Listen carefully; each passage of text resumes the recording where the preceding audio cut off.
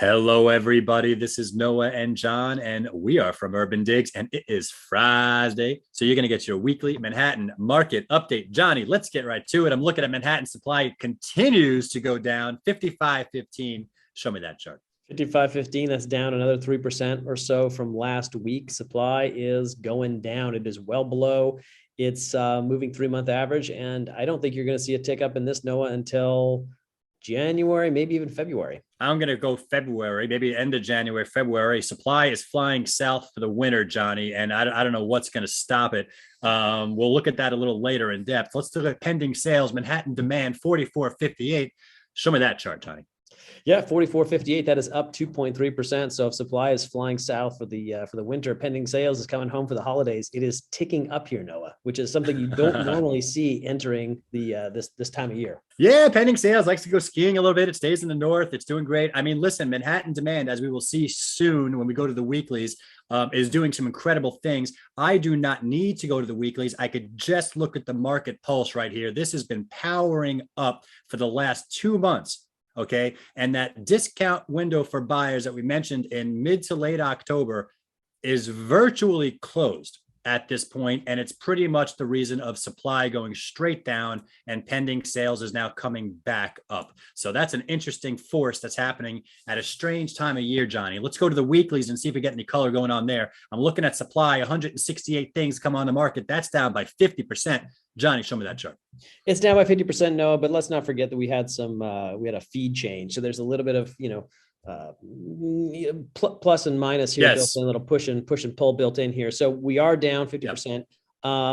But I will tell you this, the way supply is going, I would not be surprised if that's really what's happening out there. I mean, we're close to where we were on sort of a year over year number. I mean, this is just kind of where supply is at this time of year. So I don't think you're going to see a meaningful tick up in this number until, and I'll go with you here, February. Yeah, I think it's going to be late January, February. That's a low number. Sellers, please listen to what we are saying right now. If you want to separate yourself from the pack, if you want to be part of the pack, go list in February. If you want to separate from yourself from the pack, list now, because there is an inventory decline situation happening in Manhattan. Let's look at contract signed, Johnny. 1 week, 261, considering that we're in mid-December. That's incredible. Show me that chart.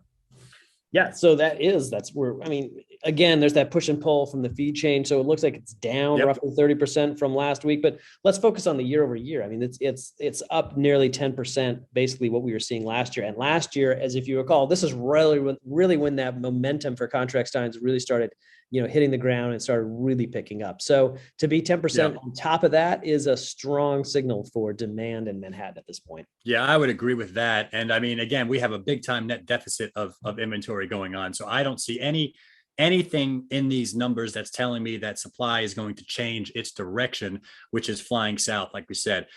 Interesting stuff, Johnny. Let's go back to supply in the chart room right here. I'm going to go take a look at the resale, co-op, and condo market for just a second, because I want to talk about this supply situation and take a look.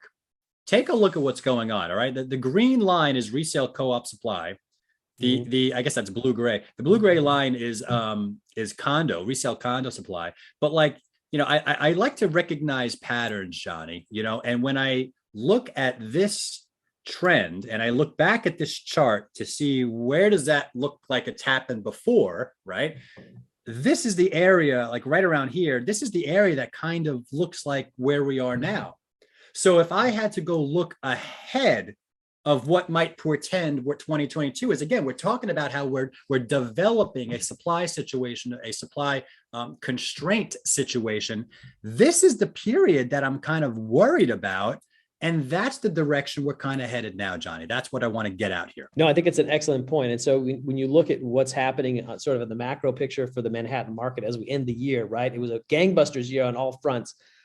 The demand, of course, we just talked about it through the roof. Supply, it was a heavy supply year, Noah. I mean, we had a lot of listings come out this year, but they were so quickly absorbed that you didn't really notice it. I mean, look at these spikes. These are big spikes.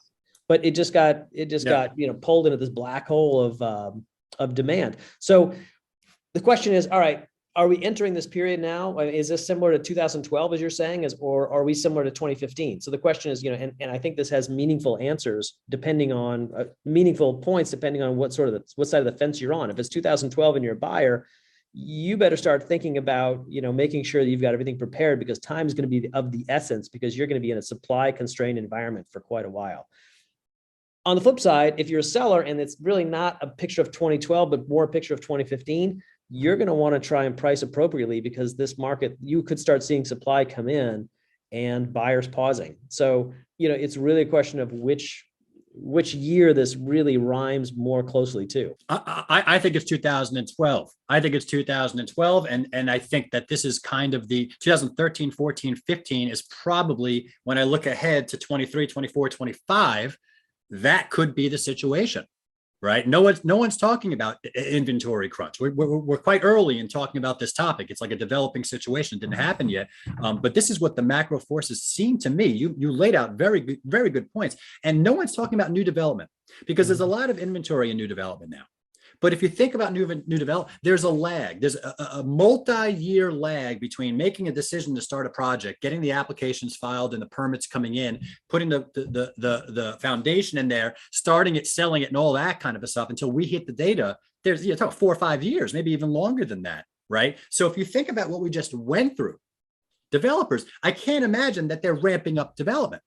I can't imagine, like over the last 2 years. Right. And now when you look at the cost of materials, the cost of labor, and the inflationary element, the where prices are with the cost feasibility studies of all that kind of stuff, no one's talking about the fact that new development could very well be pushing itself into a constraining situation, not now, but in 23, 24, and 25. And that's the point of this conversation, is looking at these charts. Show me some data that counters this, and I'd be happy to talk about those opportunities. Good stuff, John. Let's go on. Let's go on and take a look at the resale, median, price gen, co-op versus condo. Johnny, you whipped up this chart. Please explain it to our audience. Well, so the blue and the red lines are essentially just the rolling 6-month median price. And this is based on contract sign date for condos and co-ops, resale, condos and co-ops in Manhattan. And, one of the interesting things about these lines, and I guess it's not terribly interesting, but they tend to move in parallel. If one goes up, the other goes up. I think you see some exceptions in times of market weakness. If you look at the early chart, 2009, you're going to see condo prices heading down as co-op prices stay a little more flat. And I think that's due to the nature of that asset type, right? It's a lot harder to get into a co-op, and they're not as fast money oriented than condos. Now let's talk about that black line. That black line is the percentage of the percentage of contract signs that are co-ops here. And so that line is, if I just want to talk about the most recent bar here, the most recent few months, it's starting to tick down, and it's kind of coming to a level that we haven't seen since a long time ago, back in 2008, when there were just far less condos out there. But it seems like, and I think this is a point that Donna Olshan has made a long time, and people have been talking about on the street, condos right now are typically outperforming co-ops. And so what does it look like in terms of where the buyers are? It looks like that demand is slowly shifting to the condo side. But I mean, there's just so many more co-ops out there. But over time, I think you're going to see that since no one's building co-ops, they're only building co-ops, they're only building condos. I think we're going to see condos eventually at some point overtake co-ops. And I think that's going to have meaningful price implications for co-op owners, but I think that's a ways off. Very interesting, Johnny. Very interesting. There's a lot to unpack here. So just to summarize here, it looks like the percentage of co-ops and condos going into contract is getting close to parity.